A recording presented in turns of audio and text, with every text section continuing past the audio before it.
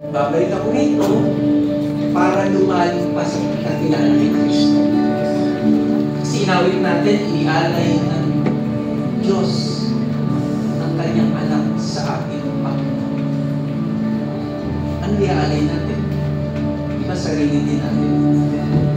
At ito na yun. Para ang kanyang katapatan, ang kanyang kabutihan, para nasa natin. Kagaya na ginawa niya sa magkapatid na King and Irish. Tayo ay manalangin bilang pagtatapos. Maraming salamat po, aming Panginoong Kristo. Dahil sa iyo, nagkaroon kami ng kaligtasan. At ang aming paniniwala, ang aming pagsampalataya, ang aming pananalig sa iyo, ang nagbigay sa amin ng karapatan maging anak ng Diyos. Hayaan niyo po, lumalim pa kami ng pagkakilala sa iyo.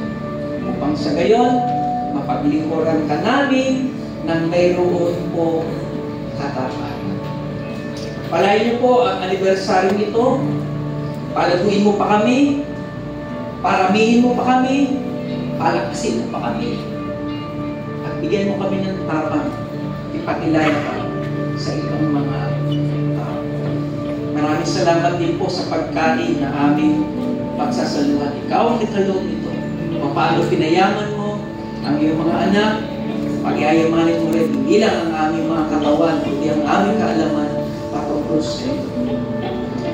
Ang pag-ibig ng Ama, ang biyaya ng Diyos Anak, at ang pakikipisan ng Espiritu Santo ay sumainyo na mga nagtitiwala sa ating Panginoon Kristo ngayon at magpakailan pa man.